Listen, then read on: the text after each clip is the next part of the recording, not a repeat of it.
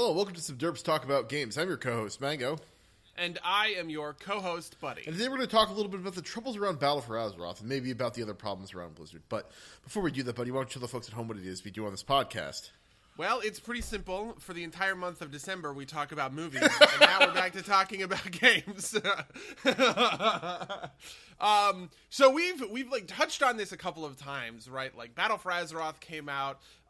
It quickly kind of devolved into people being unsatisfied with the game and complaining about it.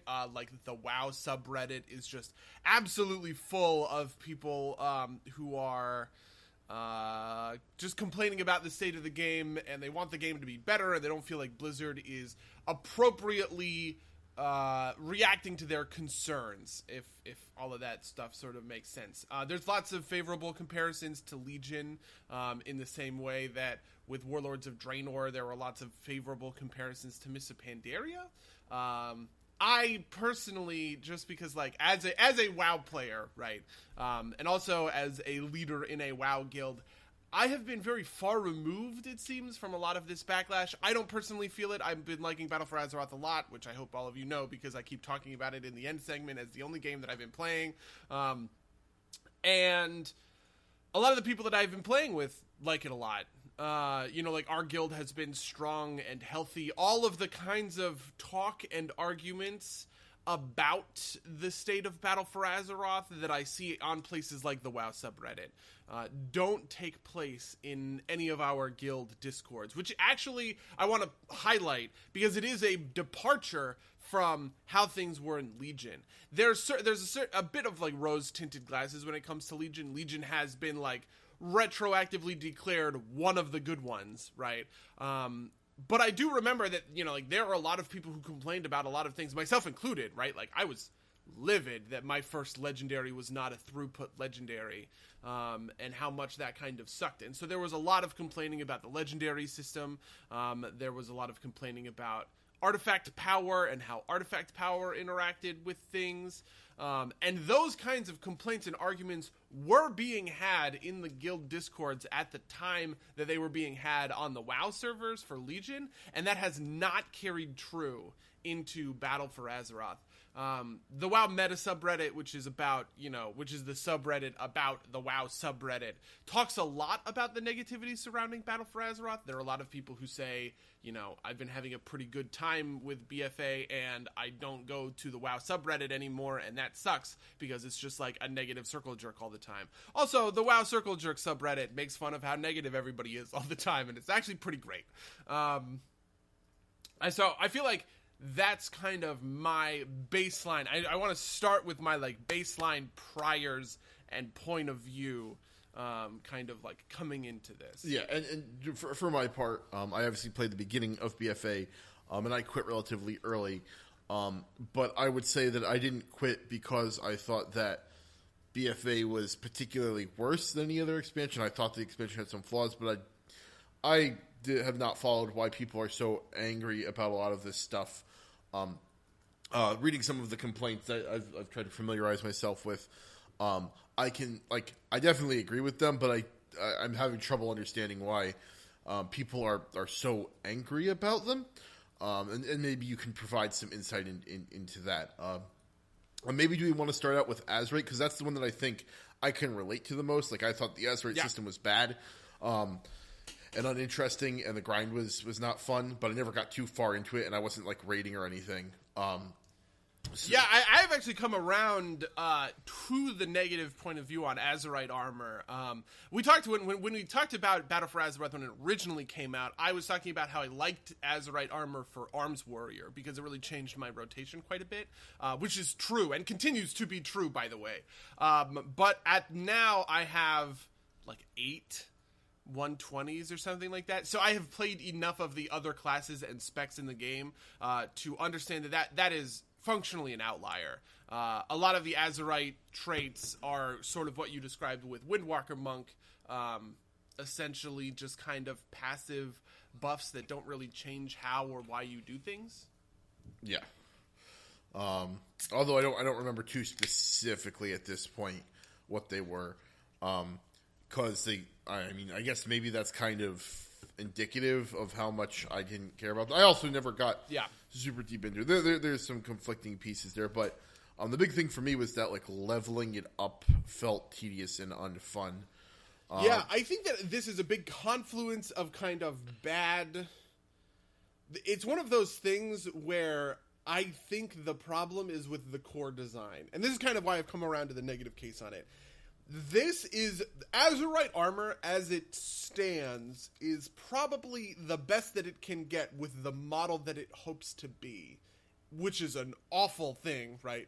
But it is, like, the state of the game that we have here is in prevention of worse states of the game. So, for instance, you know, Ian Hozakostas has talked about this a couple of times. The original implementation of Azerite armor had the most powerful traits be at the end of the tree, so you were working towards something, right? But that had this problem of you could never really upgrade your gear because your throughput would get absolutely obliterated anytime you didn't have that final trait unlocked. So you actually kind of had to keep undershooting yourself for gear, which is why they flipped it, right? They put the best kind of the best traits right at the top, and then as you progress through, you get worse and worse traits so that it doesn't impact your progression over time. But that creates this feeling that we're talking about, right? This feeling of like, oh, well, I'm not really progressing towards anything anymore. And the worst part about this is that there's actually a definitive endpoint when it comes to the Azerite gear. Like, once you unlock that middle ball, right, which increases your eye level by 5. Also, by the way, this is a patch change, but that middle ball increases the eye level of the item by 5, but it also increases the effectiveness of all the other Azerite traits by 50%. So unlocking that is a more important thing than what we had talked about at the time. That once you do that, you are done with this essentially piece of gear, and any farming of Azerite that you do from then on is in service of hypothetical future gear. Do you know what I mean? Yeah. No, and that was honestly my big fall off point. Like, once I unlocked my traits, I was like, why am I still building this? And the answer is because you're not going to be able to use your gear that you earn later because until they're fully unlocked, because it's not going to be as good. I was like, ugh, that feels bad. I also feel like maybe they were also like that goal they were talking about flipping it was maybe a little bit unsuccessful, because I know that like for some of the pieces of my gear, I definitely felt like I still couldn't upgrade until I had unlocked the rings enough. Although I guess it depends on how big the eye level gap is. But I think I agree with you. I think that the kind of the fundamental formulation of the of the Azerite system seems like it's flawed. So the things I have seen is that apparently Blizzard is or has or will soon be adding more interesting traits, and so yeah, they have actually done a lot of work, and I think deserve credit for this. One of the big complaints coming out of the launch of BFA is that certain traits were just insanely powerful compared to others. And Blizzard spent a lot of time kind of like hot fixing the traits into balance with one another in those first kind of like early weeks of Battle for Azeroth. As 7.1 came out, or 8.1 came out, whatever number we're on, they actually removed the least interesting and worst performing traits from every spec and added in a new trait that was at least billed to be kind of like more interesting and more complex to kind of like answer this sort of, everything is passive problem.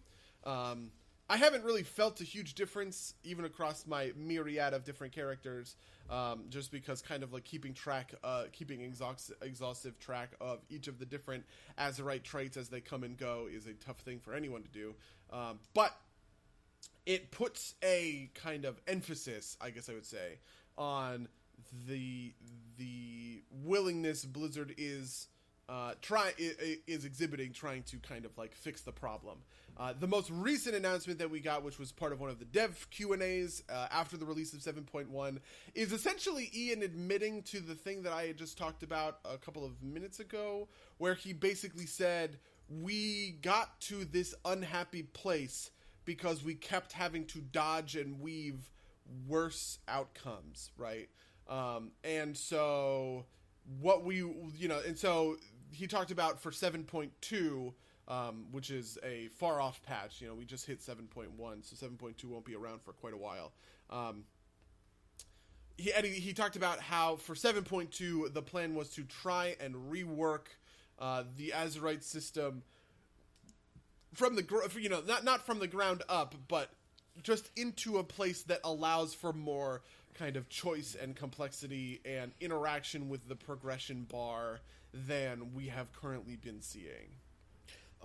So I saw somewhere that there's a patch coming out on the 22nd. It's like Battle for Dazzler. Is that accurate? Yeah. Battle for Dazzler is the next raid that's coming out with patch 8.1.5. Okay, so it's not a full patch. So it's a half patch, but it will come with new changes to the Azerite system. It's the start of what's called Season 2, so such that they have termed it Season 2 of like Azerite, which encompasses PvP and PvE with the new raid. There's a new PvP season. Mythic Plus is changing and stuff like that. So what's happening in 8.2 is they are adding another ring on top of the other rings that are just different class traits. So you get 2 class traits per Azerite gear rather than just one, and you actually get more choice in it. What the current state of Azerite gear has you making choices between that first ring has 4 choices, but they're 3 specs and 1 generalized trait. So really your choice is between 2 things, either the general trait or your spec-specific trait. What they're doing in the Battle for Dazzler lore is they're adding that 1 ring, and it's going to have 6 traits, 2 from each of your specs on it. So there's kind of like more choice and diversity that comes into how you are playing with your spec-specific traits. All right, neat. So kind of along some of these lines, so one complaint I saw was that this Battle for Derps, whatever it is coming out on January 22nd, and that patch 8.0 or 8.1 rather, came out on December 11th.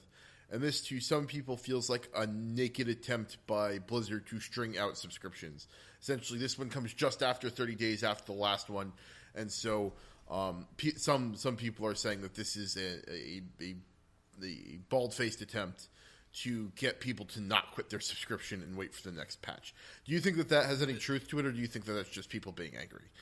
I think that's just people being angry. This follows a well-established pattern, I feel like, at this point by Blizzard. For instance, 7.1.5, which came out in the January of the new year after the release of the expansion, is also when the Nighthold raid dropped for Legion. In fact, if you want to use that standard, Nighthold is actually a worse implementation of this, because we knew in 7.0 that Nighthold was, we all knew that Gul'dan was a thing. Nighthold was in the adventure journal thing, even though we were all raiding Emerald Nightmare at the time, and 7.1 released the Trial of Valor, right? We didn't know about the Battle of Dazzler lore until they announced patch 8.1, which I think was at Gamescom. So we had no idea that the Battle of Dazzler lore was coming out. And it is coming out at the exact same time that Nighthold came out in Legion's life cycle. And I honestly kind of want to say that Blackrock Foundry came out in Warlord's life cycle, though I also think Warlords was different because it kind of released in a different sort of cadence. So yeah, I guess I kind of I have a tough time with any of these kinds of things that are like, oh, they're just trying to get your subscriptions, right? It seems there's a hard time arguing with it.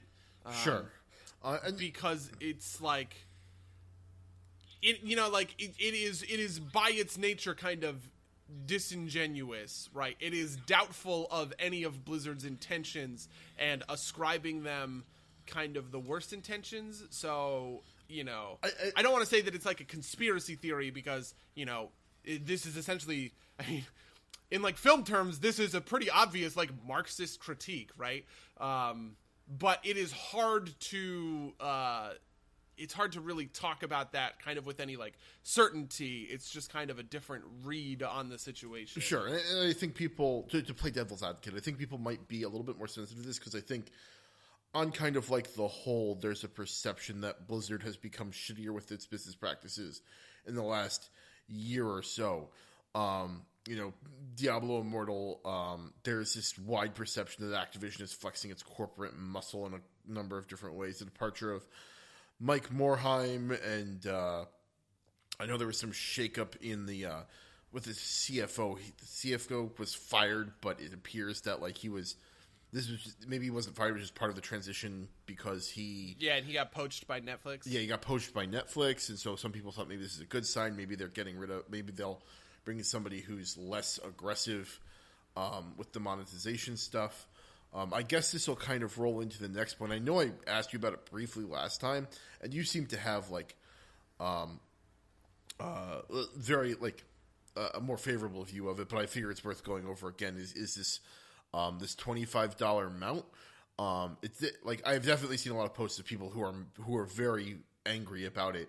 That they think like that this kind of fits into this whole mold of like, I think the idea has been that looking back in retrospect, Blizzard has been boiling the frog, as it were. Yeah. So the $25 mount, just for context, is a mount that they release for the game. All mounts in the mount shop cost $25. But if you buy 6 months of game time, you get this mount for free.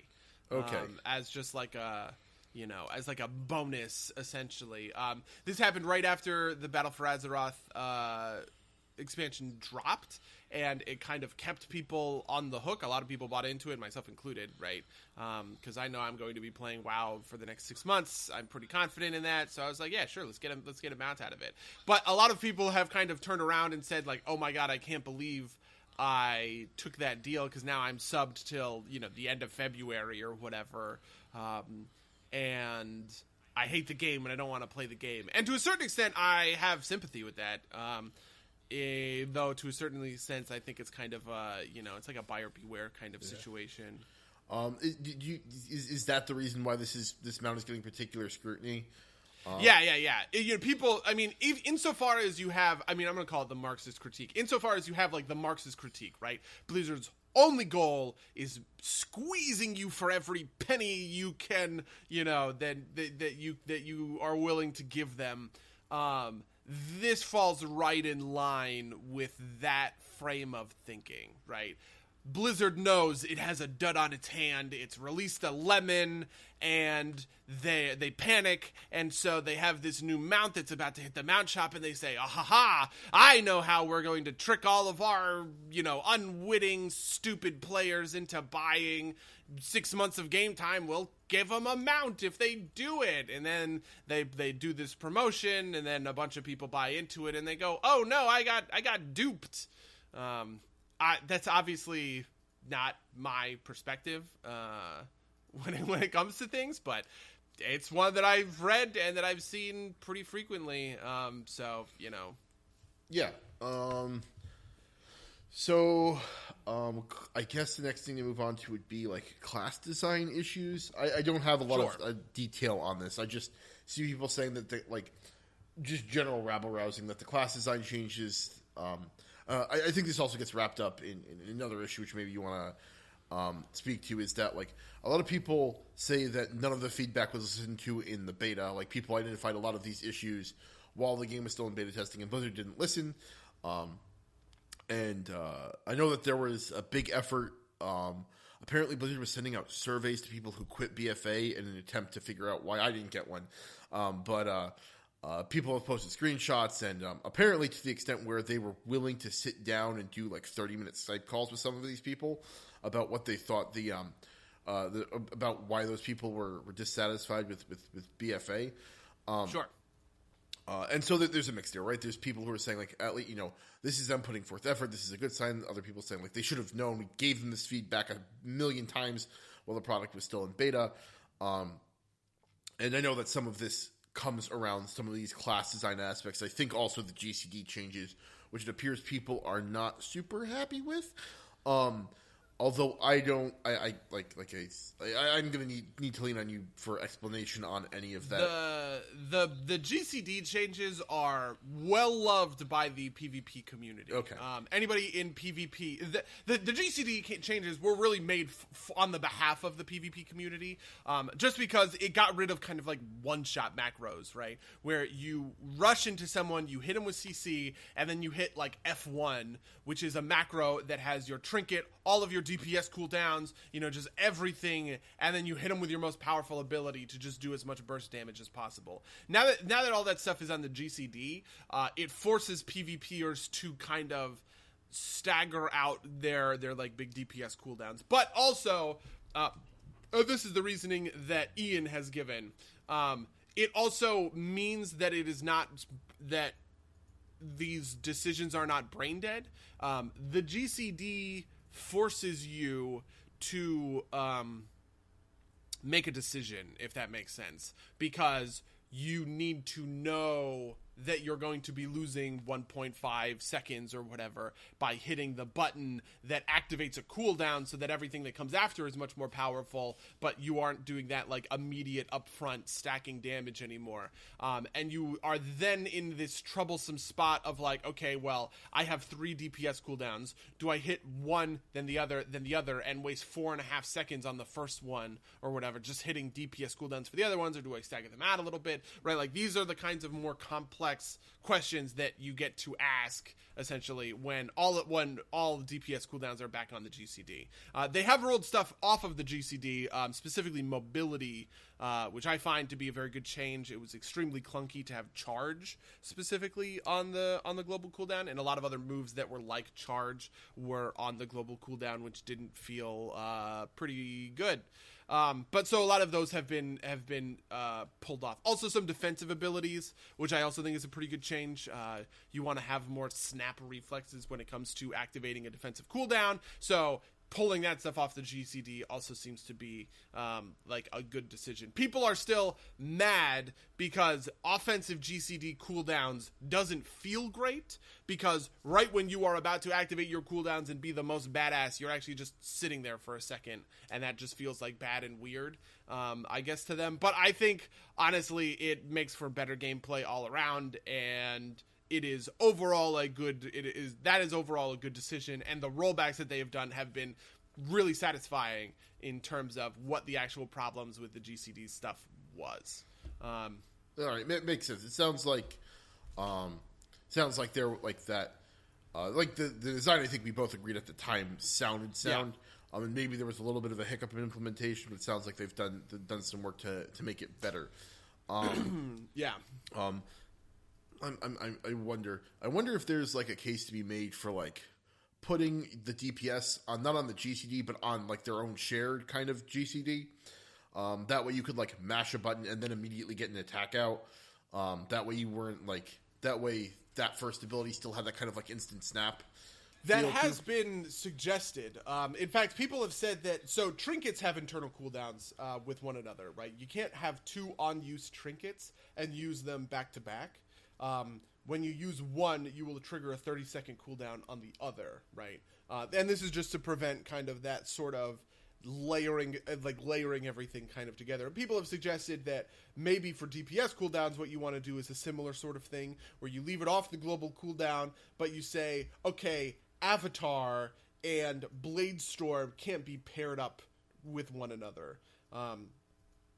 If you use Avatar, you are precluded from using Bladestorm, and if you use Bladestorm, you are precluded from using Avatar, and it kind of forces you to kind of like create your own DPS cooldown cadence, if that makes sense. I think that would be trickier to implement than it seems, just because I feel like at that point, then you're kind of doing math about like, well, if one cooldown is 1.5 minutes and another cooldown is 2 minutes, then I need to stagger them out by this and that, in order to make sure that I never waste any cooldown window, which I don't really think we want to do. But yeah, I've definitely seen that suggestion. Yeah, no, it was just a thought that occurred to me.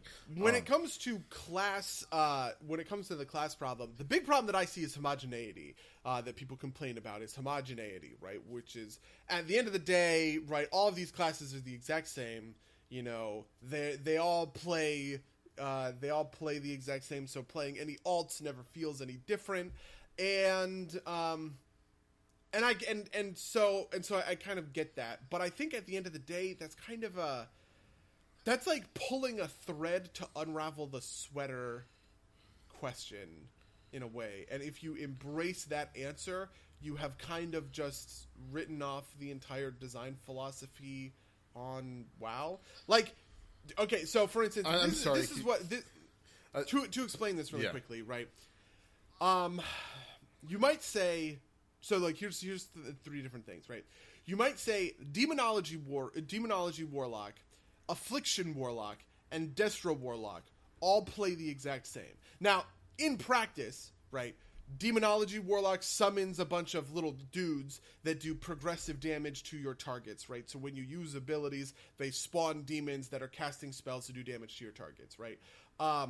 Destro Warlock just summons big fat spells, and you hit guys with Chaos Bolts. And it's like the most damaging ability in the game. It always crits. It does a bazillion damage. And then Affliction Warlock, you cast a bunch of debuffs on the target, a bunch of dots, right? And they slowly dot over time. Part of the argument that comes to kind of class homogeneity is that as a warlock, all you're doing is sitting there and casting spells, and what the actual spells do is functionally the exact same, right? There's not a lot of difference between casting a spell that summons 4 demons that shoot little fireballs every 2 seconds for 8 seconds and putting a debuff on an enemy that says this is dealt damage every 2 seconds for 8 seconds, right? One of those is kind of, let's say, a positive facing dot, and the other one is a negative facing dot. But they are both just essentially dots, and there's no difference between them, right? And even Destro, you're just all of that damage is then front loaded and packaged into a Shadow Bolt cast, and then you hit a guy with a Shadow Bolt, and then you hit him with a Chaos Bolt or whatever, and you're doing the exact same thing. You're just casting spells and it's hitting the bad guy. And it's like, when you follow that line of logic, you're just saying, well, WoW is about pressing buttons, and that's the exact same no matter what class you're playing. And it's kind of like, yeah, that's true, I guess, but like, you can't get around that. At a certain point, WoW is about hitting numbers on your keyboard with a rhythm according to the global cooldown, right? Like, every class is a slave to those mechanics, and if you want to say that WoW is homogenous because all classes boil down to that point, then yeah, that's true, but it's also really reductionist, I guess, is kind of my point of view of this stuff. That said, I think what people are really expressing is a frustration that the kind of the class fantasy that we got in Legion has not been carried forward into Battle for Azeroth, right? We don't have artifact weapons. We don't have the artifact weapon skill tree, like talent trees or whatever. We don't have gold traits or any of those sorts of things. And I think the presence of those was good at fulfilling this kind of class fantasy and diversification aspect, right? Because like running around with Ashbringer and filling out your Ashbringer tree was materially different than running around with, Strumcar, the Arms Warrior weapon, and filling out your Strumcar tree. And now we're not in that sort of position anymore. We have kind of lost the lore differentiation between classes because classes are no longer a focus for the game. And we don't have order halls, and we don't have those kinds of artifact weapons and everything like that. And so now we're kind of back to basics, and that loss, I think, is kind of what's fueling this criticism in a lot of ways. Good question on that, because I see your point about it at some level. The mechanics are universal of the game, but at least in theory, I can see a situation where you could still have diversity among the classes and among the specs without kind of hitting this problem to this problem is in degrees, I guess is what I'm going to say. I want to kind of get your read on how bad it is, right? Because I think, kind of to use your example, right? Like summoning demons that cast a spell every 2 seconds for 8 seconds, versus a dot that does damage every 2 seconds that lasts for 8 seconds. Those that seems like it's probably on like kind of like these are too similar side of that line. And I think that there's two sides of this, right? Like there's both the kind of like aesthetic difference and the mechanical difference, right? Like if every class is not just hitting numbers on the keyboard, but hitting the same kind of like archetypes on the keyboard in the same way, the same kind of framework, rather, right? Like hit attack 1, hit DPS buff 1, hit attack 2, hit attack 3, hit attack 1, and that's the same rotation for everybody. Obviously, that kind of falls on the same kind of like sameness side. Yeah, no, and I definitely feel that, and to a certain extent, I think that does bleed across classes a little bit. So, like for instance, I would say that the playstyle of Affliction Rogue and the playstyle of Affliction Warlock and Assassin Rogue are actually fairly similar, because the main thing that you are keeping track of and the main thing that you are concerned with is making sure your poisons are up, right, and making sure your Rupture has like its full duration of time and everything like that. And so, like, the thing you are focused on essentially are the debuffs that you are putting on the opponent. I think the reductionist point of view is the Demonology Warlock Affliction one, because Demonology Warlock and Affliction Warlock just really don't play very similarly at all. And this is mostly just because of like the different ways kind of like procs work with, you know, like procs work with these things, and how you're summoning your demons and keeping your demons up and empowered and kind of mitigating like the cost of them and everything. Like that is kind of like the interesting and fundamental gameplay to Demonology Warlock that Affliction Warlock doesn't really have in the same way. You're doing a lot of kind of bouncing between high and low resource values when you're playing Demonology, whereas Affliction is much more of like a slow burn, if that makes sense. So I definitely do think that there are kind of like archetypes that could be considered similar. You know, I think Ret Paladin and Arms Warrior are pretty similar, but I don't find that there are many archetypes insular to a class that are too similar. For instance, I don't think Arms Warrior and Fury Warrior play very similarly at all.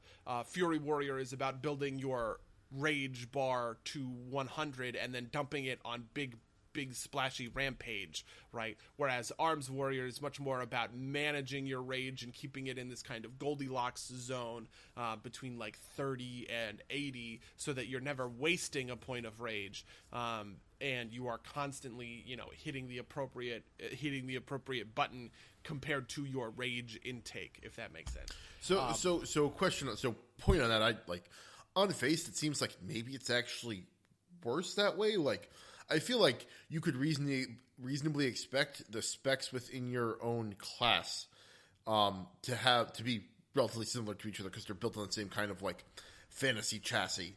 Whereas I feel like you would expect that like differences between classes to be bigger. So that's just kind of the thing that immediately occurs to me. And kind of as a follow up to that, how bad do you think this problem is kind of across the game? Is it like literally like there are a handful that are close to each other and it's really not that big a problem? Is it like a moderate problem, or is it like, you know, literally every class is just like, you know, all the DPS ones are like a carbon copy of like a couple of different archetypes or something like that? I think there are a couple of different archetypes, and my archetypes would be things like a dot player, right, whose whole thing is about managing their like dot uptime, maybe like a proc kind of gameplay, like a proc based gameplay where like you're constantly trying to manage the procs of abilities so that you're not wasting any of them, but you are but like you are taking full advantage of every time they pop up, I guess. And then, you know, and then a couple of others, right, that I guess I can't really think of off the top of my head. But like, yeah, sure, there are a couple of different archetypes. But I think that those archetypes have been in the game for a long time. And in fact, I think if you trace the game historically, like the difference between Fury Warrior and Arms Warrior in Wrath of the Lich King was much, much, much less than the difference between the two of them now. I think the big turning point for this was Mists of Pandaria, which is kind of the first time it felt like the different specs really played differently for me. But, you know, in vanilla, there really is not a lot of difference between being a combat rogue spamming Sinister Strike on a boss and a subtlety rogue spamming backstab, right? Like, there just wasn't that. You know, even the baseline abilities would be shared between specs back then. Yeah, and then the specs were like not all that different. So I feel like we've been essentially at the exact same spot, right? With a couple, you know, with a handful of archetypes, Shadow Priests, Affliction Warlocks, you know, Assassination Rogues are the dot DPS classes, and they all play pretty similarly because they are about managing your dot uptime.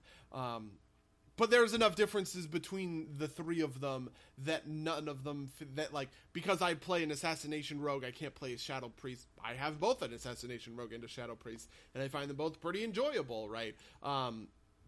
But, you know, yeah, I don't know. That's my core thing. I don't think that this is new to BFA. I think that this is just the state of the game for WoW. And I'm a little bit wondering, like, is this a reflection of people saying, oh, well, the class halls are gone, so this aesthetic is gone. And the talents that came with that, like, the gameplay that kind of came with that is also gone. And so all of that stuff being pulled out of the game all of a sudden makes my class feel anemic compared to sort of, like, what it was. Or if it's just like a reflection of people getting more and more kind of burnt on like the core WoW routines, like subroutines of pressing buttons in a certain order in order to keep your DPS high.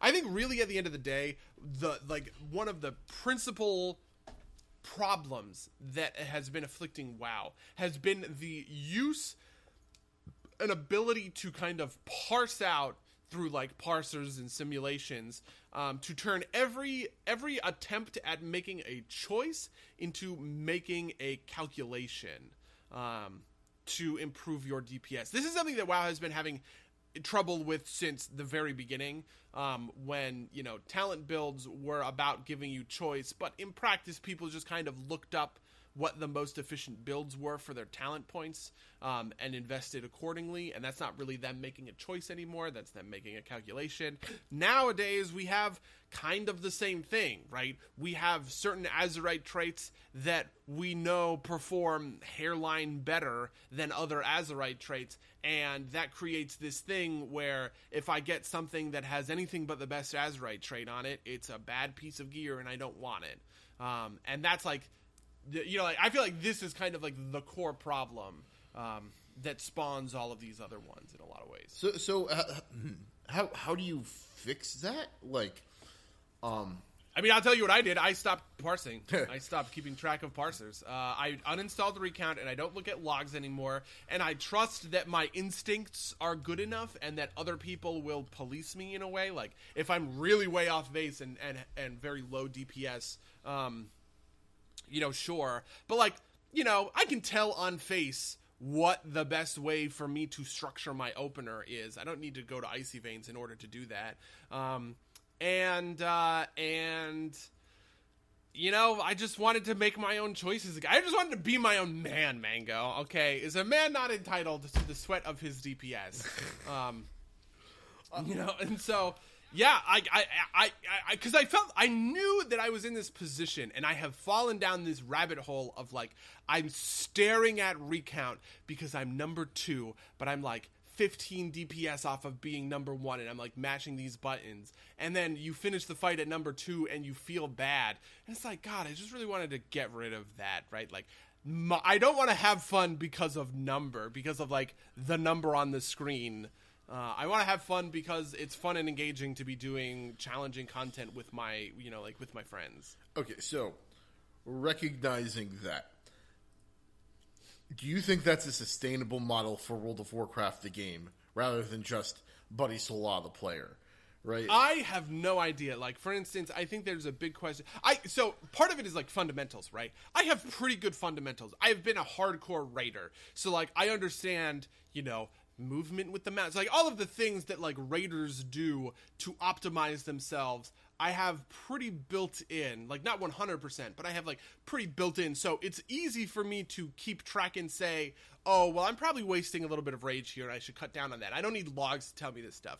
But that is something that is unique to me as a good player, where I think other bad players would all of a sudden become real liabilities, right? Like, so for instance, if I'm the worst performing player in my raid, I don't have the luxury of not looking at numbers and recount in order to get better, right? That ignorance might preserve my ability to make the choices that I want to make and feel good about that and say, oh, well, let me actually consider these on my own rather than go look up a guide on Wowhead that says this trait gives you 25 more DPS on average than that trait or something like that. And so, like, being able to make that own choice feels good, but at a certain point, you, like, in a raid team, for instance, you have an obligation to the other people in your raid team not to be not to be dead weight. And that's the risk that comes with this. Yeah, do you know what I mean? And you know, not to dump on the wonderful guild, but it is not a hardcore raiding guild, so you also have the luxury of not necessarily being relied on to try. Oh yeah, absolutely. Yeah, I am not in a hardcore raiding guild, and I'm not in a guild that is looking to, really the number one priority for us is kill bosses, have fun, right? It is not, get cutting edge or even get like ahead of the curve. We cared a little bit about ahead of the curve in Legion, but I really honestly could care less about getting ahead of the curve Gahoon or ahead of the curve Jaina in the next raid or whatever. Just because, we'll progress as much through the heroic content as we can. That's fine. That's fun. I like progressing. I like the challenge and meeting the challenge. I like strategizing around things, right? Like we were having a lot of trouble with heroic Zekvaz, and I kind of identified a point and I was like, hey, listen, we need to bloodlust here in order to push him into the second phase, or the third phase, so we're not wasting all of our DPS on ads that are left over from the second phase, right? Like making those kinds of strategic decisions and reading the fights and like reading the rooms, that's a lot of fun. But it's not, I don't know. It's not something that would be possible if I was in a really hardcore progression based guild. Yeah. And so I guess the question is, while it seems to be working out for you, do you think this is a problem that's going to damage WoW long term? I guess is the best way to put it.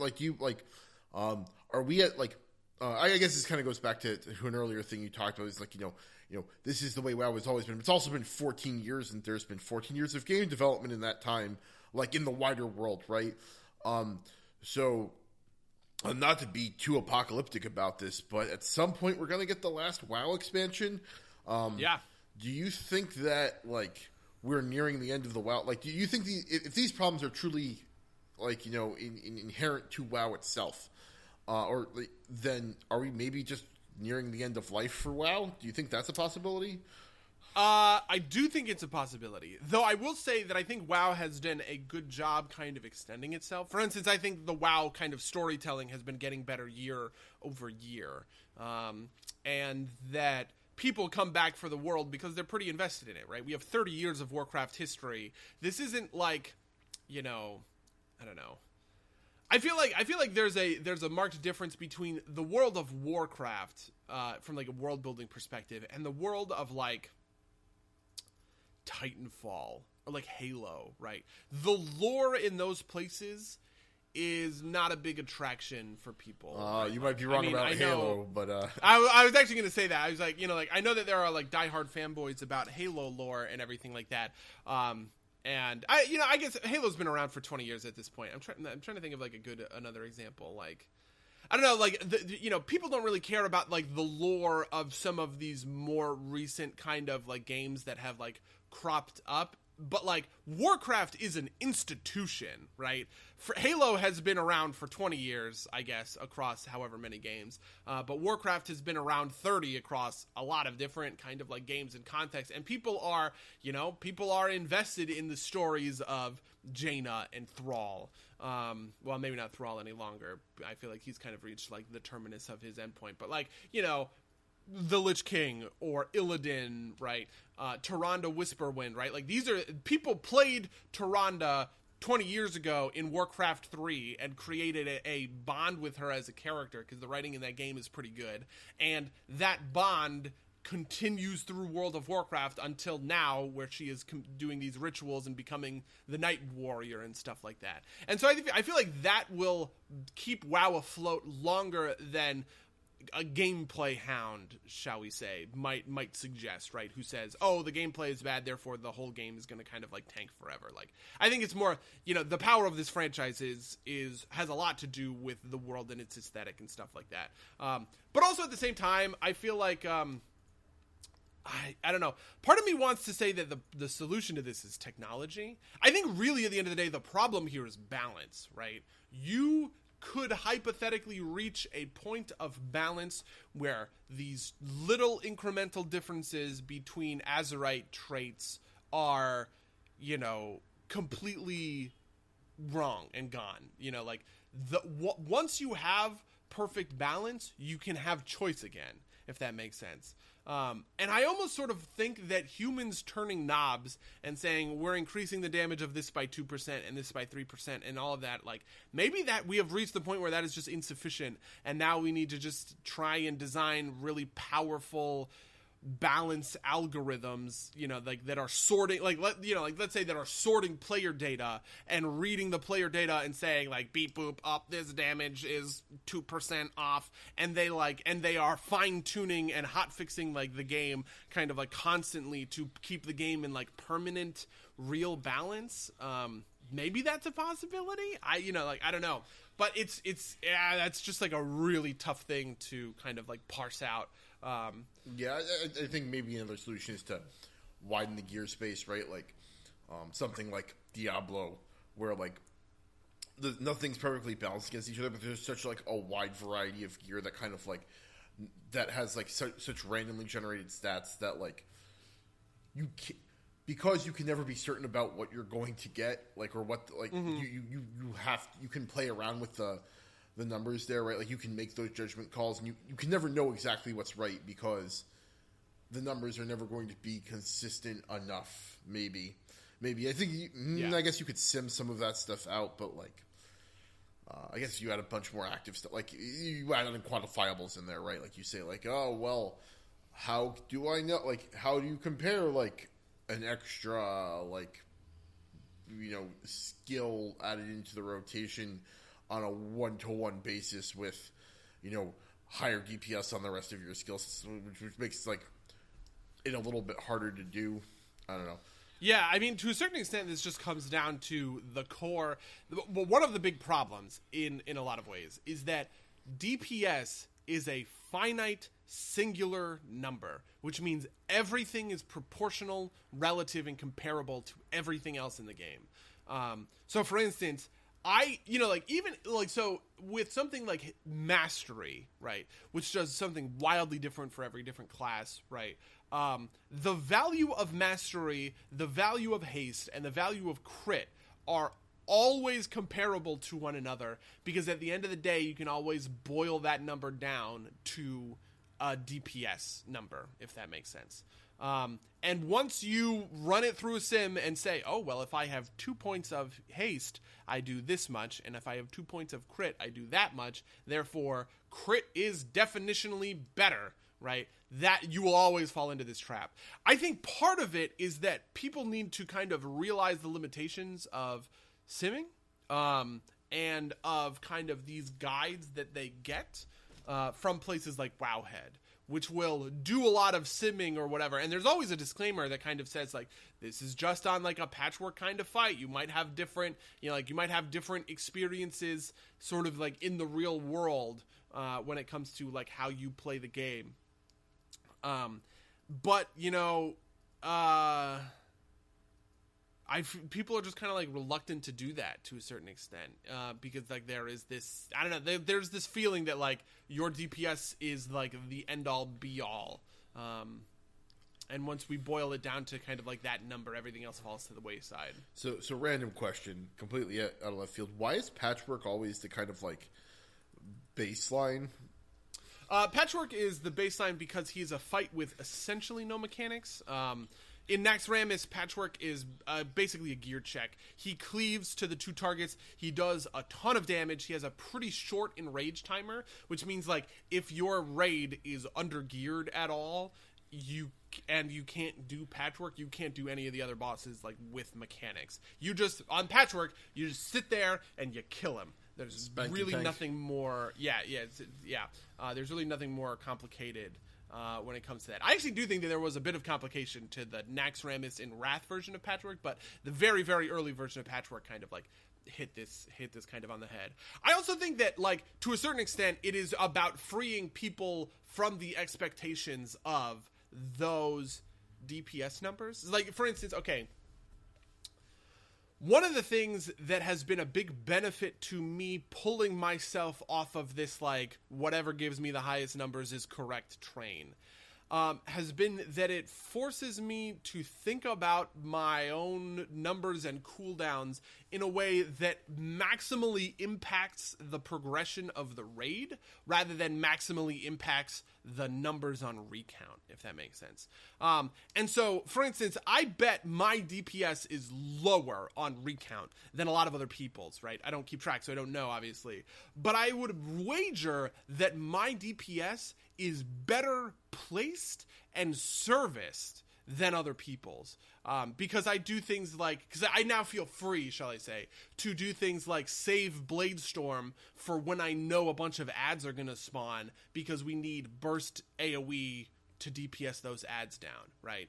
Anybody could tell you that when you have a big DPS cooldown like Bladestorm, right, you should use it on cooldown in order to get as many Bladestorms done in the fight, right? But the most impactful Bladestorm in order to keep my DPS numbers high might not be the most impactful Bladestorm for winning the fight and killing the boss, if that makes sense, right? If a bunch of very high caliber and scary ads spawn, and killing those ads a couple of seconds faster because I use Bladestorm on them, even if it is at the sacrifice of using Bladestorm in order to maximize my DPS cooldown, right, then I am doing unequivocally the right thing by saving Bladestorm in order to kill the ads, even though I am lower DPS, if that makes sense. Do you see what I'm saying? Sure, absolutely. But how do you fix that problem, right? Like how do you design it such that people don't feel obligated to chase the kind of dragon of high DPS numbers? Do you think there's a way to do that? I honestly don't have a good. I think maybe if I was Blizzard, I would have some real serious talks about stopping the ability of parsers to parse damage in the game. And like maybe you say, you know what, this is our goal, and the only way we can get there is we disable any ability for people to pull log data, or for people to use recount, or for any of that kind of stuff, because we don't want people focusing on the numbers. I think there's a lot of downsides to that. That would be a really tough sell to anybody, I think. I would honestly think it would be fucking insane. Yeah. You know what I mean? Like, there are so many things I could imagine Ian Hosakosta saying in the next Q&A that would be so much less crazy. You know, Jaina actually was a dreadlord this whole time. Would be less crazy than him saying we are banning all logging tools. But to a certain extent, I think that might be like the only way that Blizzard themselves could do it. I think the onus is on the players, if I'm being completely honest with you. I think the onus is on the players to change their mindset and think a little bit more complexly about how they work through WoW as a kind of system. We hear a lot about people chasing numbers and how that's detrimental, people not doing mechanics in order to keep their rotation high and everything like that. And I think that these are all kind of like low-level things that we excuse as a community who build our raid teams and stuff like that. Maybe in a way that we shouldn't. You know, maybe as a raid leader, I should say, absolutely no one is allowed to have a recount. Absolutely no one is allowed to post logs. The only person that is going to be looking at logs and looking at recount is me. The rest of you, you know, I can't have you be sitting there, you know, trying to glass cannon, right? Because I would, you know, I need you to use Bladestorm on the ads. I don't need you to use Bladestorm to keep your DPS high by way of metaphor, right?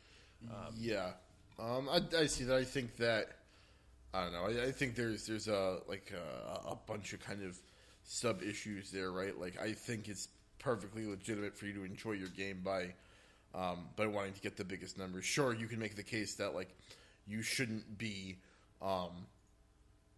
you shouldn't be what's it called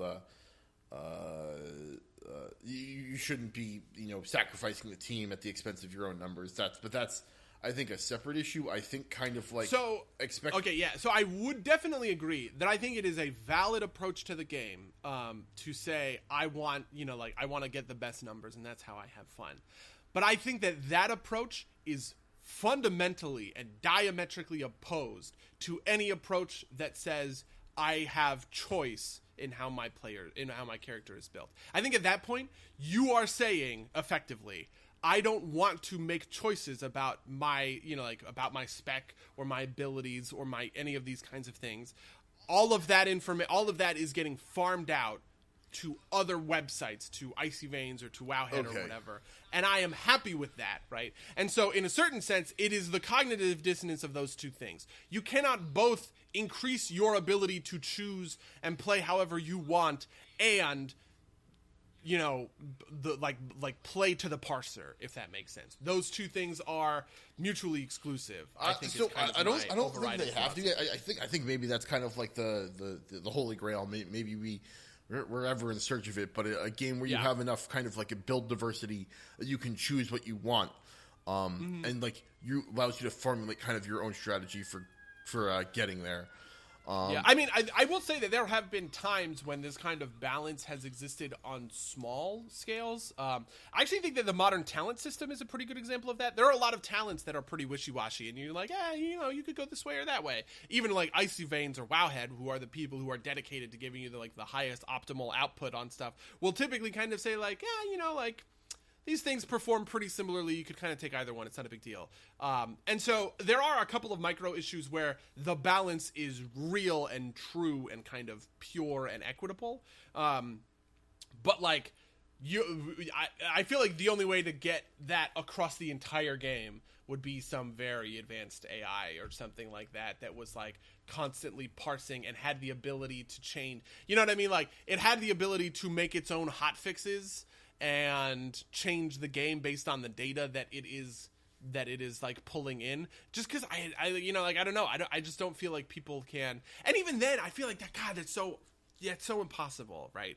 Because so much of balance, I think, is perception based. Like we've talked about in the podcast before, the example in League of Legends where Vladimir got nerfed in the patch notes, but the patch build was wrong, and so his numbers were the exact same, but he still took a big win rate dip because people felt like he was nerfed even though he wasn't at all, and they played around it differently, right? Like those things affect people, and I don't know how even an algorithmic AI could kind of like manage that stuff, right? Like for instance,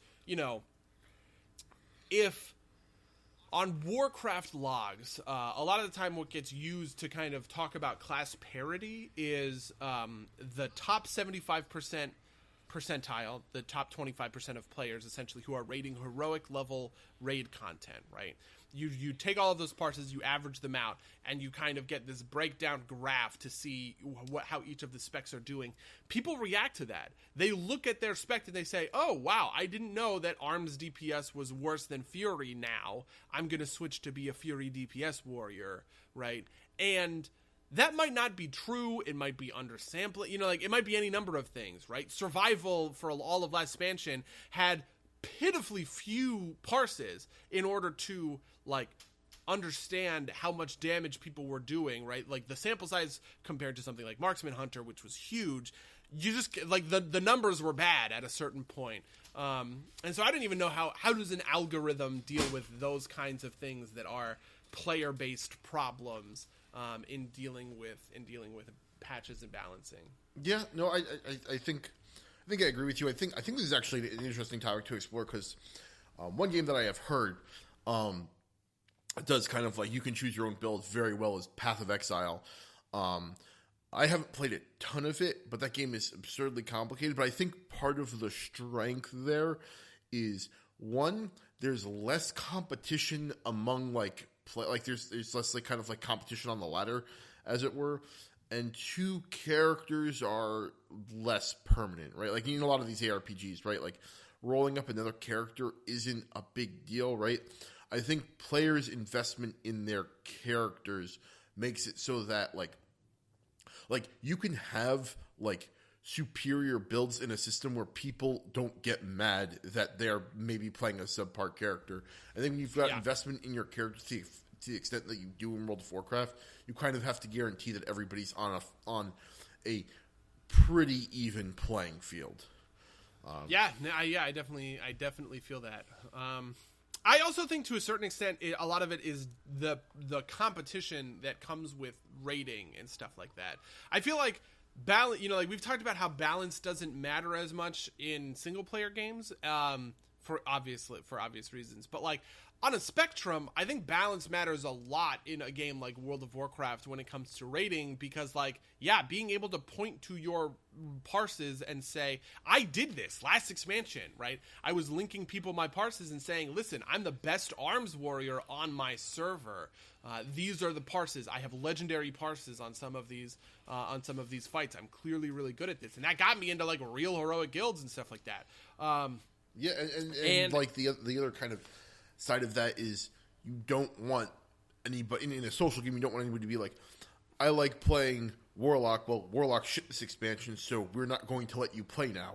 And that has happened, right? Like that has happened with shamans, and to a certain extent, I mean, shamans aren't even all that bad, to be honest. Like they've hotfixed and they patched around it. One of the top DPS in our raid is a shaman, is a DPS elemental shaman, right? But there is this kind of like stigma in the community that, shamans are bad. Anytime you see a shaman, you might as well just like wait and get like a balanced druid instead, right? Like those are things that, I don't know, like there will always be a worst class, and to a certain extent, that is really like unfair, but I don't really know how much that is on Blizzard. I feel like it is more on the player base in the community.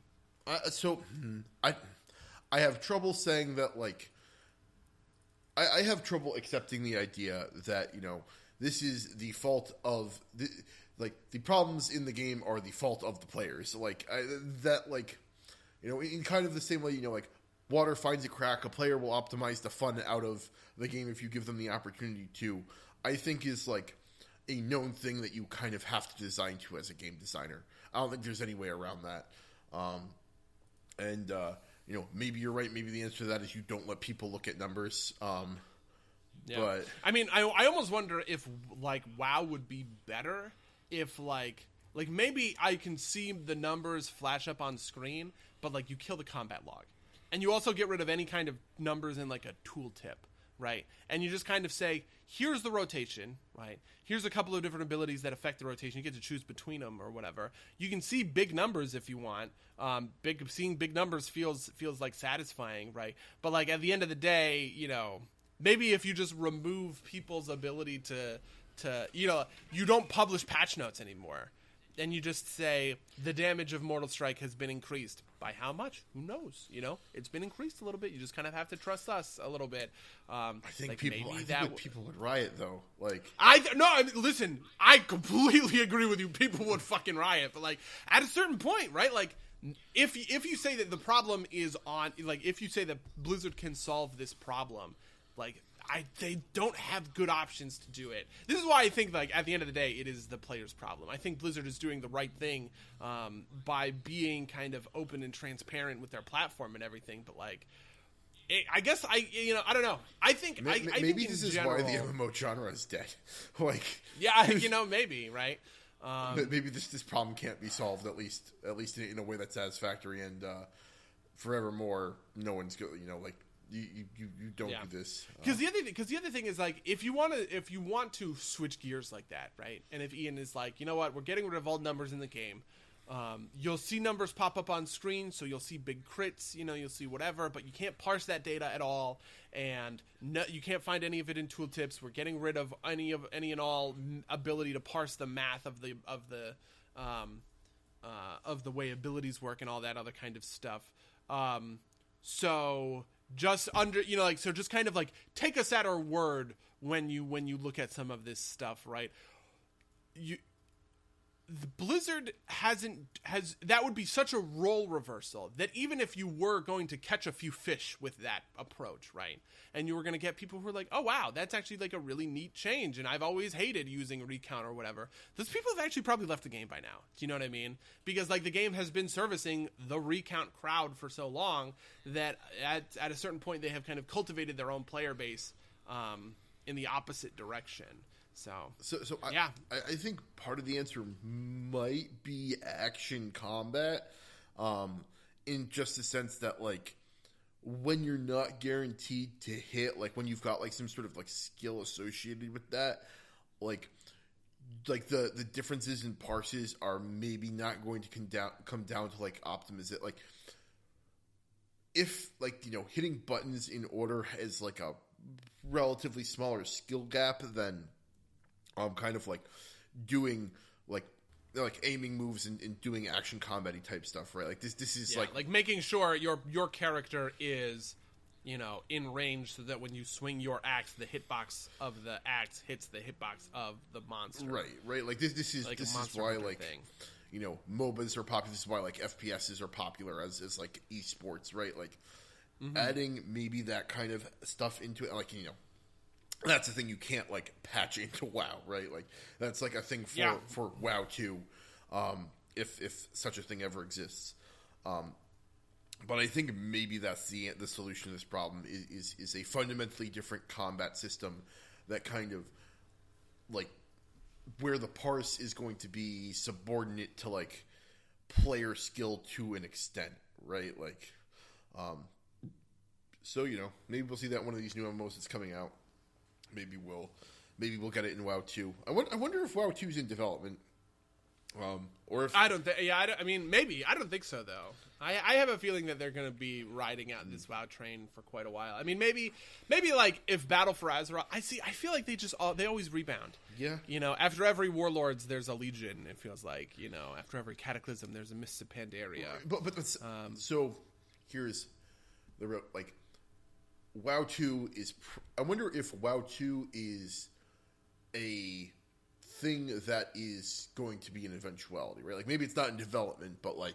Right, yeah. Like 10 years from now, 5 years from now, will we see a WoW 2 announcement? Is WoW 2, like... I guess my fundamental question is Blizzard's plan to eventually have a WoW 2, or is it, well, we've had a good run with WoW, now we're going to go make more... Overwatch loot boxes or something. I don't know. Yeah, I mean, the thing that I've always wanted to see is a Warcraft 4 WoW 2 kind of break, right? Warcraft, you in my head, this is essentially you pull the StarCraft 2 team and say, okay, you guys are now developing Warcraft 4, the RTS, and then there is a WoW 2 team, and then Warcraft 4 comes out, and then WoW 2 comes out after the events of like Warcraft 4. Or like maybe, I don't know, maybe there's like expansion packs and shit like that or something kind of along those lines.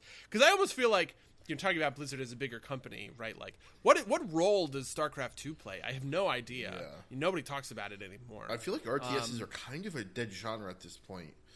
I think RTSs have been completely killed by Paradox and those kinds of strategy games. Because people have a lot more fun doing, I guess I would call them grand strategy games. People have a lot more fun doing big grand strategy games, I think, than these kind of like micro RTS matches. And, I love StarCraft. I think StarCraft 2 has been one of my favorite games. It was my game of the year in whatever, 2013, 2014, whenever Legacy of the Void came out, right? Like, I loved that stuff. So, yeah, but you are like the one person who likes like StarCraft as a story game, right? Like the StarCraft's enduring popularity is because of its multiplayer aspect. I dispute that, but sure. I don't think, which is to say, I don't think I'm the only person in the world who likes the single player in those games. I'm not saying the single player is bad or anything. I just think that the reason why StarCraft became a phenomenon, right, like above and beyond, say, like Command and Conquer, is the enduring aspect of its multiplayer. Oh man, I really disagree with that actually. I think the StarCraft story is good and elevates it. I mean, I have this, I think we in games tend to undershoot how important good storytelling has been to video games.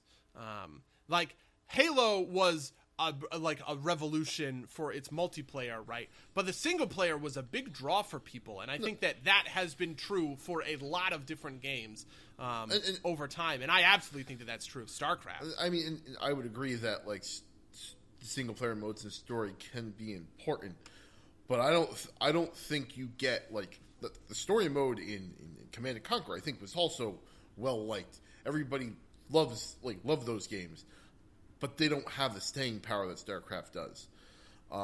And like I'm not trying to discount the importance of story. I just think the thing that makes StarCraft a worldwide phenomenon is kind of like that the PC bombs in Korea. To be frank about it, I mean, okay. So I definitely agree that that's important. I just don't think.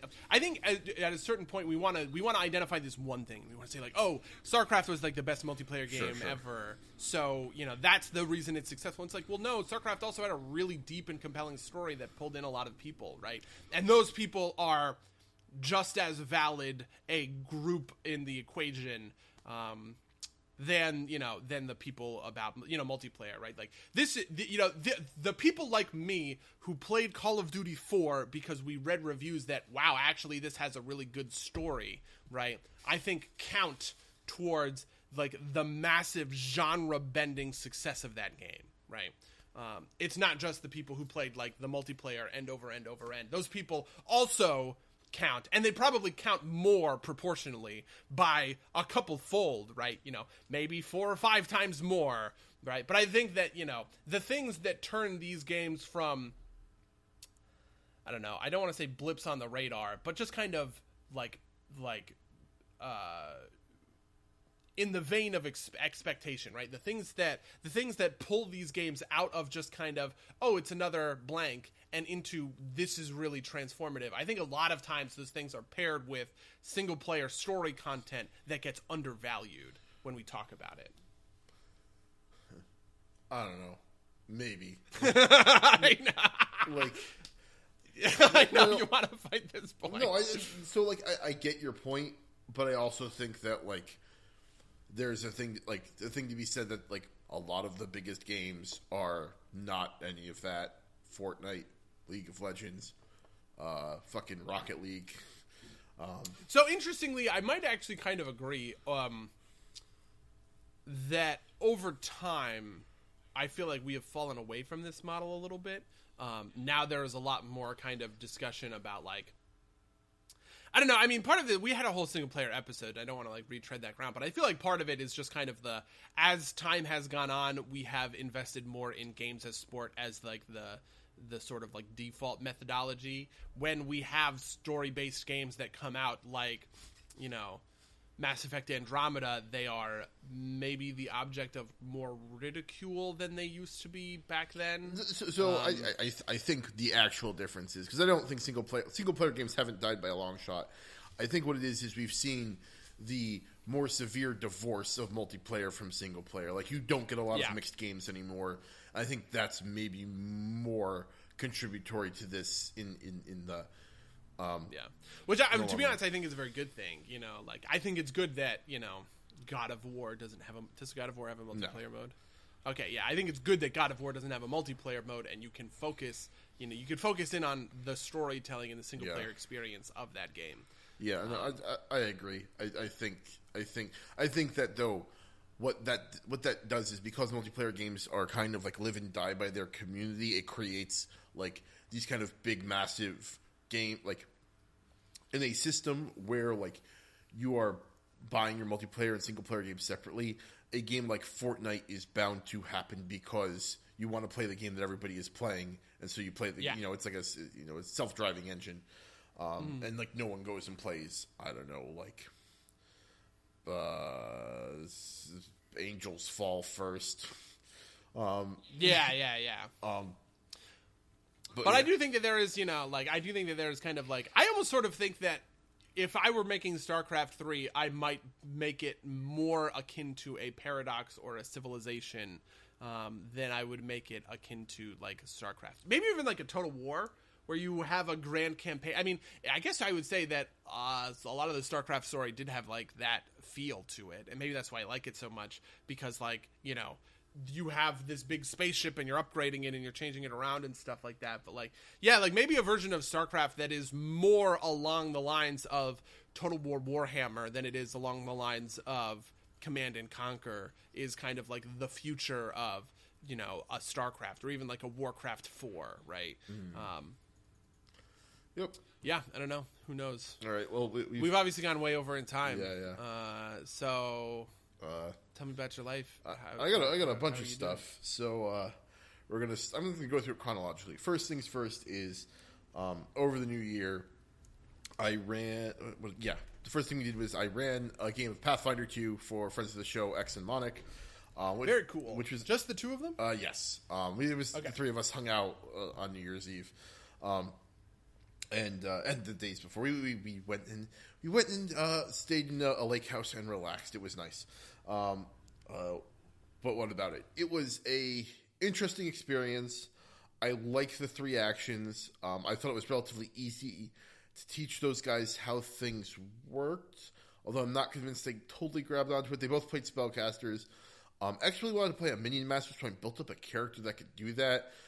It still has kind of like that player dominates the turns type of problem, because he was a druid that summoned an animal and had a companion. And the way that they limit this theoretically is you have to spend an action to give your companions 2 actions.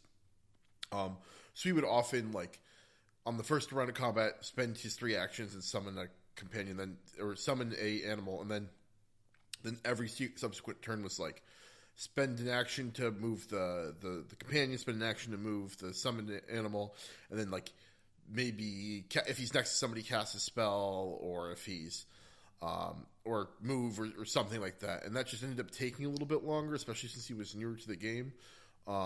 Monic played a sorcerer, and he just basically threw damage spells, which was fine. I think that's just kind of a function of the way the particular one shot went off. But I thought the enemy design was fun. I used kobolds, lizardmen, and a crocodile. And so like that all seemed to work out relatively well. Numbers seemed to be in the right place. I ran it at level 3. I can't really give a lot of deep feedback, but it was a lot of fun and they enjoyed it. So I'm going to count it at least as like a success. Like, whether or not it successfully solves the problems of Pathfinder 1, I still think it's a good game, and hopefully it'll be even more polished for the final product in June. After that, we watched freaking Speed Racer, the Wachowski. Oh, the Wachowskis movie. Yeah. Have you ever seen that movie? Yeah. I like that movie. Yeah. I like the Wachowskis a lot. Yeah, it was... follow up to that, I watched last night. I actually watched the entire Matrix trilogy again, and I don't. Do you like the Matrix sequels? Can we do an episode about how much I like? No. I think we can. I don't know why people dislike. I don't think 3 was as good as 2. I think 2 is like probably the best of the 3 of them. It's very cerebral. Yeah. And I think that I love the second one. I think part of it is. Is like a phenomenon I've described before, which is kind of like the follow-up effect. You know, like the Matrix one was like, wow, so mind-bendingly awesome that, you know, 2 and 3 being okay in comparison and having a few more problems and a little bit more like fat on the bones. You know, that's like a tough thing. This is my most controversial opinion. I love the moment when Neo talks to the architect in the end of Matrix Reloaded. I think that conversation is great and cool and interesting. I hated it as a kid, but when I revisited it kind of like in college and like later, I was like, wow, this is actually like really deep and interesting. Yeah, I mean, I think I actually agree with you a lot. I just think the biggest problem with it is that it's vaguely confusing what's actually happening. Like, the language of the scene, like what's happening is Neo is making the wrong decision right? Like, and in kind of in movie parlance, right? Like, you have like, no, you need to fulfill like the plan that we've set out for you, and you'd normally expect the villain to be like angry that he's not doing the thing that he's supposed to do. And the architect isn't. He's just kind of smug. And that fits the character, just like kind of makes the scene harder to read. Yeah. I also just think, to be honest with you, like, even though I love it in a top-down conceptual sense, it is tough to kind of understand what he's getting at. Yeah. When it comes to like the source and like all of this other sort of like, oh, people would accept the 1% of choice that we give them even at a subconscious level. Like, I had no ability to parse that when I was 16 or 13 or however old I was whenever that movie came out. And I had to take like 3 philosophy classes in college and then watch it again and be like, oh, I get it now. Yeah. No, I definitely get what you mean. Especially like the first movie's like, wow, do like tech wizard stuff. The second movie is like, your life is not your own, but maybe it is. I actually find the first movie a little bit trite in a way, just because like it's so, and this is insanely unfair, but it's so baked into the popular consciousness that I can't help but be a little bit like, man, I have seen this, and not like, I mean, I watched The Matrix a bunch of times. I used to really love The Matrix, actually. Like, it was like one of my, like when I was 12, right? Like, I watched The Matrix like 40 times from like Blockbuster or whatever. But it's just kind of like so baked into like our culture that it's a little bit like rote at a certain point. Yeah. When at the time it was groundbreaking as a 12-year-old to hear like, oh, the world is actually a big computer program. Oh my God! Like, you know what I mean? Yeah, and I think that if we do an episode on it, we could do like a whole, like, I do think that like if you think about it too hard, a lot of kind of like the end plot, like Agent Smith doesn't make a ton of sense, right? Like, if Neo had entered the source, would that have somehow stopped Smith? Like, Smith must have been a thing that never emerged before. Like it kind of like has cracks at the seams if you poke at it a little bit too hard. I think that's what the biggest. It has a lot of. It's a lot like BVS in a way. It has a lot of flaws, but it's like ambitious and it's like really kind of like reaching for the stars. And I think in general, I am much more willing to give a movie like that credit. I'm willing to say, man, listen, some of these fight scenes are kind of pointless and rote, and who cares? But like, boy, am I here for a conversation between Neo and Smith about the deterministic nature of the Matrix, right? Like, that stuff, it will keep me on board when I feel like a lot of people will be like, God, why the fuck are they just like, did he really just like fight that guy for no reason in this like Japanese tea house? Is that okay? Yeah. Like, you know what I mean? Because I think that there's a lot of that in the second Matrix, and there's a lot more problems compared to the first Matrix, which is both interesting philosophically and, kind of a whole complete flawless experience in and of itself. Yeah, I think that I think it's like the final speech of the movie, which is the Mr. Anderson, why do you persist scene, is one of the greats. Oh yeah, I love that like Superman, superhero fight that they have at the end of that. But kind of unwrapping, watched Speed Racer, which is an insane movie. Like, I liked it a lot, but like,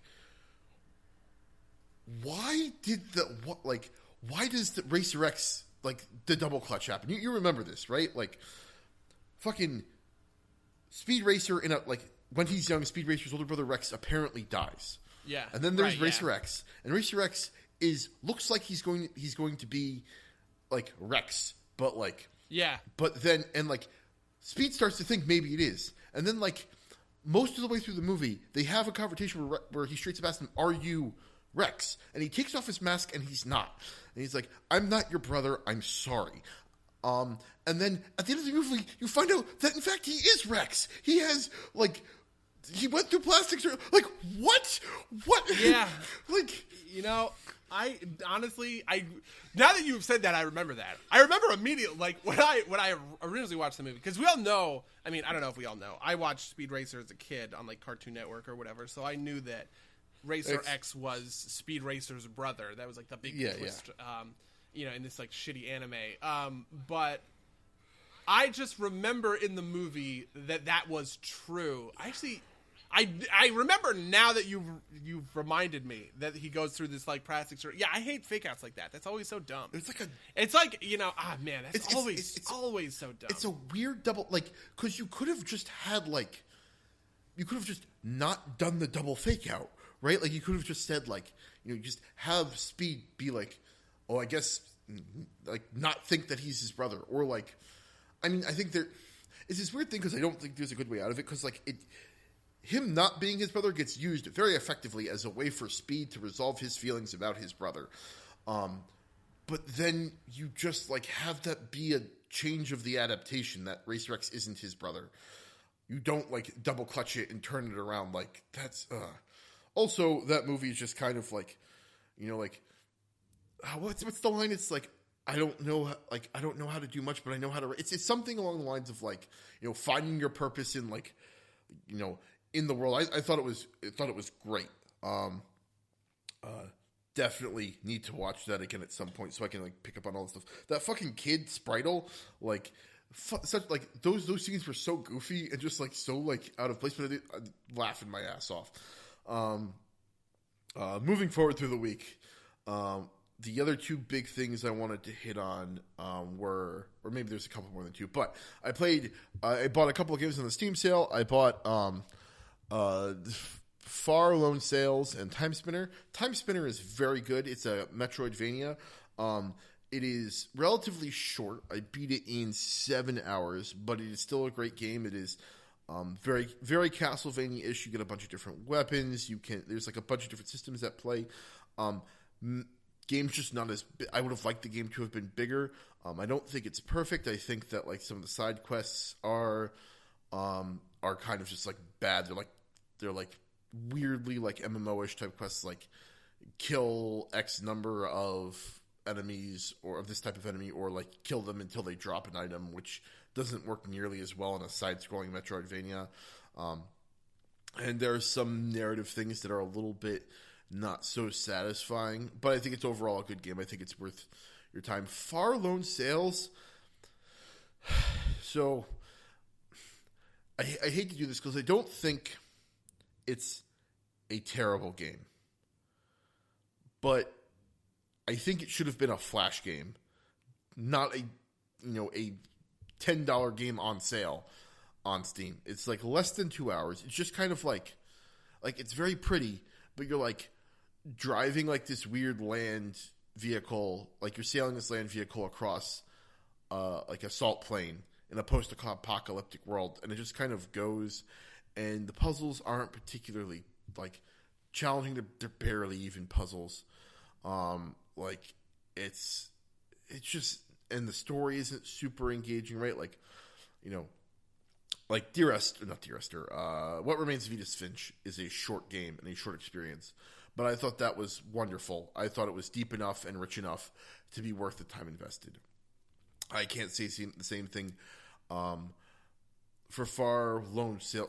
Maybe it would be worth the time invested if it wasn't like, I just can't recommend it at $10. I could recommend it at like $1. I could recommend it as like a flash game that you should maybe go check out because it's really pretty, but I can't recommend it as a $10 game. And it really sucks because like the people who made it obviously cared about it a lot, but and like it's like I said, it's very pretty and it's competent. It's not like there's anything technically wrong with it, but it's just basically nothing. It's a curiosity, and that makes those are the worst types of games to me because I can't laugh at it for being like terrible, and I can't like rejoice in it for being great. And the last thing to talk about is I got an Oculus and I've been playing Beat Saber, and that is fantastic. I feel like a freaking wizard. Yeah, I hear that Beat Saber is actually super fucking awesome. Yeah. So one of the big things is you can download mods for it. I downloaded like a custom, the first thing that everybody downloads is the ability to import custom songs, and the amount of creativity you see in some of these songs. Like, I was looking through the top ones. I downloaded Uptown Funk, and like if you've seen the video, what's his name? Whoever the artist is, Bruno Mars. In the video, he does a lot of this kind of like heavy lean back while like snapping his fears or whatever, and they capture that really well in the song. Like, there's one of the things you can do is duck, and so like during that segment, you have to like duck and like move your arms in vaguely that pattern to like slice up the blocks. It's super great. I've been having so much fun with it. I haven't played no other game besides Beat Saber. But that's all I think it can really. That's like been my week so far. What about you, buddy? Well, funnily enough, I haven't been playing a lot of WoW. I've been mostly playing Dragon Age Inquisition, because the announcement at the Game Awards that Dragon Age 4 was coming out had me be like, oh yeah, like I actually never beat Dragon Age Inquisition. And I didn't play any of its DLC or anything like that. So I am back in Dragon Age Inquisition. I love this game, dude. This game is great. I actually think that this game has one of the more complex and kind of like nuanced stories and themes specifically that I've seen in like a AAA release in a long time. Like, it reminds me a lot of like Spec Ops, but like not quite Spec Ops, because in terms of just like being like really about something. Because okay, so Dragon Age Inquisition is all about like faith and like religion and like belief and all of that kind of stuff, which I find just immensely crazy and weird. There's all of these questions from all of these different characters, and a lot of different angles about like, well, are you the Herald of Andraste? Are you chosen? Are you not chosen? Did you see Andraste herself? You eventually go back and realize, oh no, the thing that happened to you was perfectly mundane and not magic at all. Who is Corypheus? Is Corypheus just a guy who has a thing, or is he some kind of specter that's like part of like the book? And is there a maker? Is there a golden city? He says the black throne is empty or whatever, or he says the golden throne is empty. And so just like there's like a lot of like, doubt and question and agnosticism and atheism going throughout the whole thing, and you kind of have to like, you kind of have to like see the same problem through a ton of different angles in a way, because like somebody like Cassandra, right, who is an agent of the Chantry and who is a devout, I guess Andrastian, she is going to tell, like your conversation with her, she is going to be like, yeah, no, there's absolutely a maker in Andraste and you've been chosen and all this other blah, blah, blah. And then you can have a conversation with like Iron Bull or whatever. And he's like, Andraste, it's not real. Only the Qun is real or whatever, or just even like Sarah, who is like, who cares about the fucking Chantry and Andraste or whatever, right? Like, these are real people who are being really stepped on by like the feudal nature of our, of our politics. God, I just really forgot how good this game was. So that's what I've been playing. Yeah. I don't have any more complicated thoughts than that. I'm in a problem where I have like this happens to me fairly frequently in single player games like this, where I have like min-maxed myself to a certain extent that I'm just like insanely powerful. Even though I'm playing on hard, which I didn't play on originally, where I was like really tearing through things. Even on hard, there's something about like the way enemies spawn. I'm fighting a lot of enemies that are like 6 or 7 levels below me, which seems just like weird. Yeah, no, I get that. You play the best you can, and if you do a lot of side content, like, I feel like games are designed so that you don't have to do all the side content, but then, like, if you're the type of player who plays, like, the full game, then you end up just, like, outscaling the content at, like, a huge level. It's a weird problem. I don't know quite how you'd fix that. Yeah, I don't know. I saw at one point you did watch some Minefields, kind of following up on our Derpies. Did you enjoy it? The first season of Minefields, I don't know. There's some stinkers in there. The first episode I was really good, and I feel a little bit duped, if I'm being honest with you, because some of the other episodes I was just like, oh, well, this is kind of... maybe it's just like the structure of the show. There isn't a lot of... And I'm like... which is going to sound pretentious, I'm a little like too smart for it, because I've seen some of these things before, like the false choice thing, right? That you will defend a choice even if you didn't actually make it. And so like he goes through a whole thing where a magician is using sleight of hand to change people's choices out from under them, and then he shows them the choice that they rejected, and is like, why did you pick this one? They're like, oh, I thought she had a great looking face or whatever. So like I know about some of these principles like offhand, so watching them be proved is not insanely compelling, but I don't know, that like that first episode on isolation was great. I have just started getting into season 2. I'm very excited because I can tell that this thing is about the trolley problem, which is one of my favorite like philosophical kind of conundrums, thought experiments. Oh yeah, I forgot that he makes people actually like do the trolley problem. Yeah, I haven't actually watched the episode yet. I just like see it's called The Greater Good, and there's a trolley in the thing, and I'm like, well, I wonder what this is about. Yeah, he actually like puts people in a switching station with a trolley, and like the people aren't in danger, but like they are like empowered to actually stop the trolley. It's crazy. But like what's actually really funny, by the way. I watched an episode. Can I just relate to you how insane I am about these things sometimes? A YouTuber I like named Sarah Z came out with a video called "What's Wrong with Orange is the New Black?" Right, season 6. And I've watched Orange is the New Black before. Like I watched it when it came out. I watched the first 4 seasons, I think. But I kind of fell off of it. It's a show that I am kind of more academically interested in than personally invested in, which is, which is fine.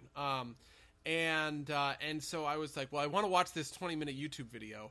So clearly I need to watch 72 hours of television in order to fully understand the context. And so I've been watching, and so I watched the entirety of Orange is the New Black, and they have an episode about the trolley problem. But they tackle it from the more, the more principled angle. A lot of the time you see the trolley problem kind of like as oh, well, what kind of ethics do you subscribe to or whatever. But they were discussing it in this matter of like, what is it that you value, right? Are you a consequentialist? Do you value the consequences of actions, right? Or do you value the principle of the actions themselves? And usually the trolley problem is like a trap, right? Like, you show that like most people are willing to be consequentialist when they're like somewhat divorced from the action, but like if you actually have to push a fat man off the bridge, you're less willing to do it. It's a trap to expose the fact that most people aren't consistent in their principles, at least as it's usually presented. Yeah, but I think that's because you and I are on the opposite ends of the trolley. Sure, but like we have also considered like the full ramifications of it, right? Like when you pose it to a random person, it is to show to them that like most people will pull the switch, but they won't push the fat man, right? Like that's like the general idea behind it, and that's because like there's something fundamentally different about like a distant action and like and like the act of like actually having to shove someone off a bridge.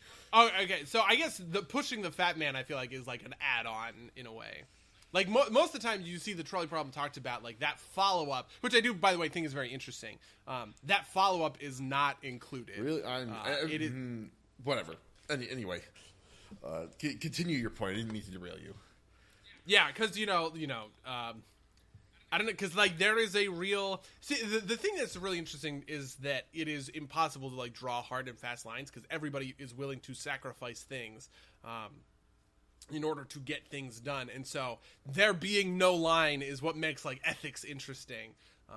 Anyway, I didn't really, what were we even talking about? Whatever, man, we're really over time. We should probably, yeah, that's been my life. Dragon Age Inquisition. And Orange is the New Black. Excellent. And Orange is the New Black, yeah. Excellent. Well, if you'd like to email us what you think about Battle for Azeroth or Orange is the New Black or Dragon Age Inquisition, or I guess Speed Racer, or any of the other things we talked about on the show, you can email us at subderpsplaygames@gmail.com or podcast@subderpsplaygames.com. You can follow us on twitch.tv/subderpsplaygames. I'm still an episode behind on the YouTube video, so I apologize for that. But these will go up as YouTube videos eventually. I think that's everything I had. Give us a 5-star review on iTunes or something. That's how you get traction in the podcast industry. It's good that we're focusing on this 3 years in. So That's everything I had, buddy. Do you have anything else you want to promote? I have nothing else that I'm looking to promote. In that case, until next time, dear listeners. Until next time, loyal listeners.